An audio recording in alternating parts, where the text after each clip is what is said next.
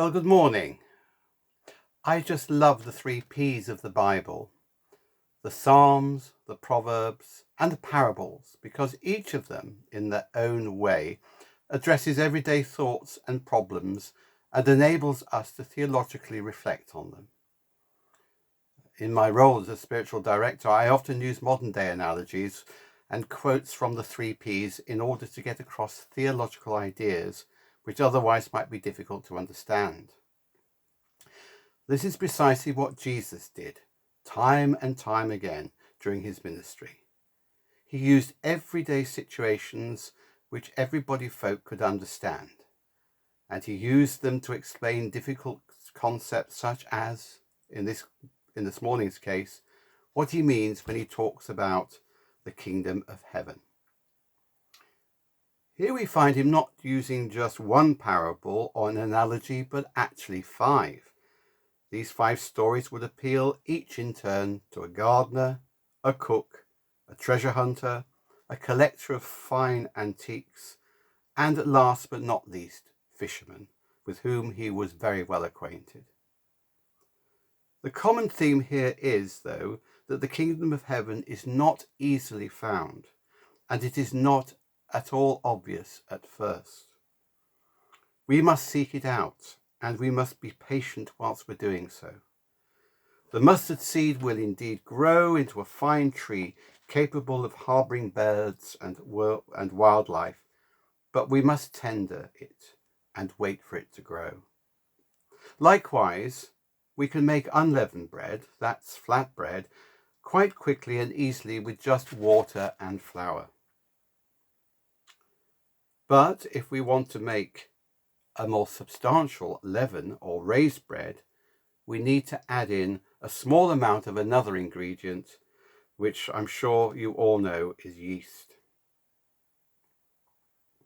The treasure hunter, in order to legitimately lay claim to the treasure he has buried away in a field, must first of all buy that field in order to legally acquire the treasure.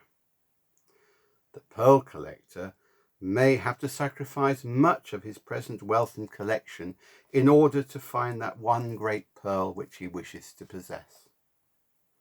And finally, the fishermen. They cast out their nets for certain edible fish, but when the net is hauled in, they find a myriad of fish, all sorts of fish, and they must painstakingly sort through them to find which is the most value for food. So there we have these great analogies from which we learn that the kingdom of heaven is all around us, but we take the time and trouble and patience if we are going to find it.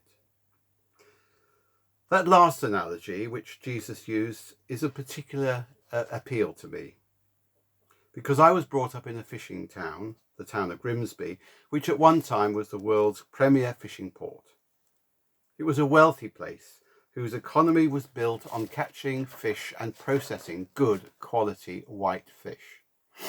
My own grandfather was a trawler skipper, and many of my friends at school came from fishing families.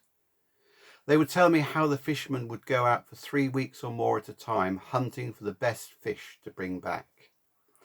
But in the process they would often catch other fish, which they would try out first on board to see if there was a market for them. One such fish, which had previously been discarded, was the monkfish because of its horrible appearance. But the local crewmen found that the tail tasted a lot like scampi. And today, monkfish is a delicacy and costs a lot more than the average white fish. I think it's an example of where there was something there already, but it needed a lot of patience and trial before its worth was ever understood or acquired. In the parable, Jesus likens the sorting of fish as the final judgment, when those who are righteous will be separated from the evil. I think that's quite a hard concept for many of us to swallow, and it reminds me of those doom paintings which once adorned many of our churches and which were subsequently whitewashed over. I think the essence of Jesus' teaching here is that we must always have good intentions. Being righteous is doing things for the right reason. It's all well and good to sow mustard seeds, to bake bread, to buy treasure, to collect pearls, and sort out fish. But if we are doing those for selfish reasons and not the righteous reasons, then we are still far from finding the kingdom of heaven. Tom Wright puts it this way. He says, the little parables in Matthew 13 are all well in their different ways in answering the question, where is the kingdom of heaven and when will it come?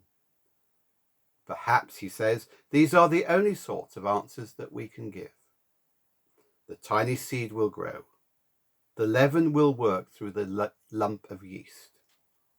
The treasure is presently hidden, but those who find it will know its worth like the pearl. And finally, one day, maybe the peculiar and odd fish, just like our monkfish, will be sorted out and perhaps be found to be quite good too. The kingdom of heaven is truly here, and one day it will be obvious.